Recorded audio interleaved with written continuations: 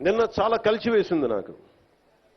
అంటే ఎందుకు చెప్తున్నాను ఇదంటే, జవాబుదారీతనం. నేను ఓట్లు అడిగినప్పుడు మిమ్మల్ని నేను అకౌంటబిలిటీ చూపిస్తానని చెప్పాను. జవాబుదారీతనం, ప్రతిదానికి బాధ్యత తీసుకుంటామని.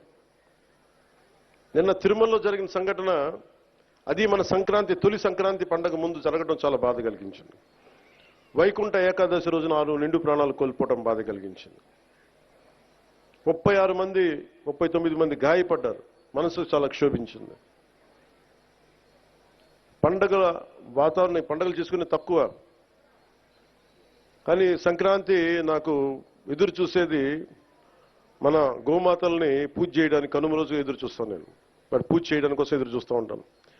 అలాంటి పరిస్థితుల్లో ఈ సంఘటన జరగటం, చాలా ఉత్సాహంగా జరుపుకునే పండుగ నాకు వ్యక్తిగతంగా ఈ గోమాత కోసం చేసే పండుగలు కాబట్టి నాకు నేను చాలా బాధ కలిగింది.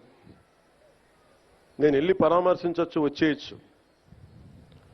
మీరందరూ ఎన్డీఏకి, చంద్రబాబు గారి నాయకత్వంలో మీరు నమ్మి ఓట్లు వేశారు. బాధ్యత వచ్చినప్పుడు ఎవరి మీద నెట్టలేదు. మీ వల్ల జరిగింది, మా వల్ల జరిగింది అని. తప్పు ఎవరి వల్ల జరిగినా మేమందరం ప్రభుత్వంలో భాగస్వామ్యం కాబట్టి మనస్ఫూర్తిగా నిన్న దేశాన్ని క్షమాపణలు అడిగాను జరిగిన తప్పుకి. ఇది దేనికి క్షమాపణలు అడగాలి అంటే, collective responsibility. Leadership is all about collective responsibility. పంచాయతీరాజ్లో తప్పులు జరిగితే అది మా అందరి సమిష్టి బాధ్యత.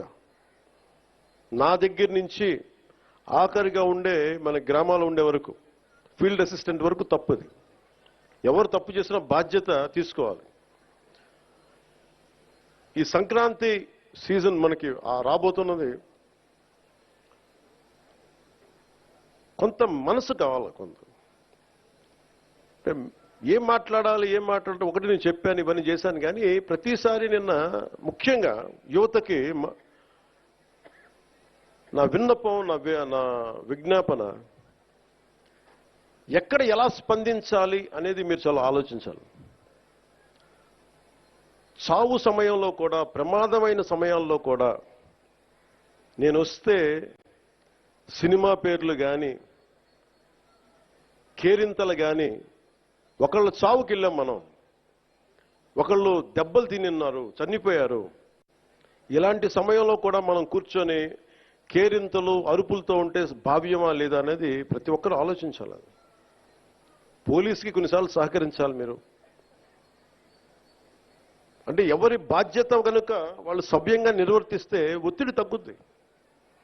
నేను చూడండి, తిరుపతిలో ప్రతి ఒక్క వ్యక్తి కనుక వాడి బాధ్యత నిర్వర్తించుంటే సరిగ్గా, ఇంతమంది మంత్రులు వెళ్లాల్సిన పరిస్థితి ఉండేది కాదు, ముఖ్యమంత్రి రావాల్సిన పరిస్థితి ఉండేది కాదు, నేను వెళ్లాల్సిన పరిస్థితి ఉండేది కాదు, ఎంటైర్ క్యాబినెట్ ఉండాల్సిన పరిస్థితి ఉండేది కాదు.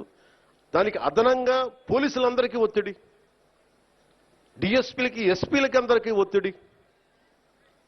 అంటే ఒక్క చిన్నపాటి ఏరియాలో ఒకళ్ళు చేసిన తప్పుకి మొత్తం సమిష్టిగా జిల్లా పోలీస్ యంత్రాంగం, ఎస్పీ గారితో సహా దాన్ని ఫలితం అనిపించాల్సి వచ్చింది. నాకు ప్రత్యక్షంగా దానికి సంబంధం లేకపోయినా నేను దాంట్లో ప్రభుత్వంలో బాధ్యత కాబట్టి సనాతన ధర్మాన్ని పాటించే హిందువులందరినీ నేను క్షమాపణ అడిగాను. అంటే ఇది ప్రతి ఒక్కరూ బాధ్యత నిర్వర్తించాలి. కేవలం నాయకులకి ఓట్లేస్తే సరిపోదు. ప్రతి ఒక్క ప్రజాప్రతినిధి కానీ, అధికారి కానీ, ఉద్యోగి కానీ ఎవరి బాధ్యతలు వాళ్ళు నిర్వర్తించాలి. లేకపోతే మటుకు ఇలాంటి దుర్ఘటనలే వస్తాయి, అభివృద్ధి ముందుకెళ్తుంది. అలాగే గత ప్రభుత్వంలో అలవాటైపోయి కొంతమంది, ప్రత్యేకించి కొంతమంది అధికారులకి పనిచేయడం మానేశారు, నిర్లక్ష్యంగా ఉండటం ఉన్నారు. అధికారికి పార్టీ పట్ల, ఏ పార్టీ అయినా సరే, జనసేన కాదు, తెలుగుదేశం కాదు, భారతీయ జనతా పార్టీ కాదు, గతంలో ఉన్న పార్టీ కూడా కాదు, your loyalty is for the people. మీరు రాజ్యాంగానికే మీరు కట్టుబడి ఉండండి. మేము ప్రత్యేకించి ఫేవర్స్ ఏమి అడగం. నేను ప్రతిసారి కలెక్టర్ గారికి కానీ, ఎస్పీ గారికి కానీ నేను ఒకటే చెప్పాను, మీరు నాకు ప్రత్యేకించి ఏం చేయకండి అన్న. కనీసం మీరు మాకు చేయాల్సింది న్యాయం అందరికీ జరిగేలా చూడండి అని చెప్పాను. మా వాళ్ళు శిక్షిస్తే, తప్పు చేస్తే మాకు కూడా బాధ్యత ఏర్పడని చెప్పాను. ఎందుకంటే నేనే స్వయంగా అసెంబ్లీలో నేనే చెప్పాను, తప్పు చేస్తే నన్ను కూడా శిక్షించమని. అలాంటిది మీరు మా వాళ్ళు రక్షించమని నేను అడగట్ల, కానీ రాజ్యాంగం ఇచ్చిన విధుల్ని సంపూర్ణంగా పరిరక్షించమని నేను మనస్ఫూర్తిగా అడుగుతా ఉన్నా. అంటే ఇది ముఖ్యంగా మన పిఠాపురంకి సంబంధించి మీ అందరి దృష్టికి తీసుకొస్తా ఉన్నా. నేను మొన్నదాకా జిల్లాలు తిరుగుతాను, ప్రతి జిల్లా కేంద్రాలకు వెళ్తాను, మనకున్న 26 జిల్లాలకు వెళ్తాను అనుకున్నాను. నేను చాలా పెద్ద మనసుతో వచ్చాను, గొడ్డు చాకిరీ చేయడానికి వచ్చాను ఇక్కడికి. సో ముందు పిఠాపురంతో మొదలు పెట్టాలని అనుకున్నాను. అంటే నేను ముందు నాకు ఉద్దానంతో ప్రారంభించాం కాబట్టి శ్రీకాకుళంకి వెళ్దామా, లేదంటే భయంతో ఉండే ఎంతసేపు భయం గుప్పిట్లో ఉండే కొన్ని రాయలసీమ జిల్లాలకు వెళ్దామా, ఇట్లా అన్ని ఆలోచిస్తున్నా. ఒకటే అనిపించింది, ముందు ఇంటి